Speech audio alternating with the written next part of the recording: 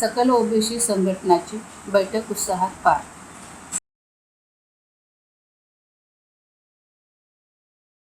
OBC, VJNT व SBC समाजाच्या अस्तित्वाचा तसेच आरक्षण, शिक्षण, नोकरी आणि राजकीय प्रतिनिधित्वाचा प्रश्न गंभीर बनला आहे.